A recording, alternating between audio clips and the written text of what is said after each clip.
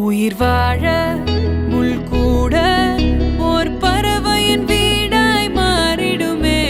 உயிரே உன் பாதை மலராகும். நதி வாழும்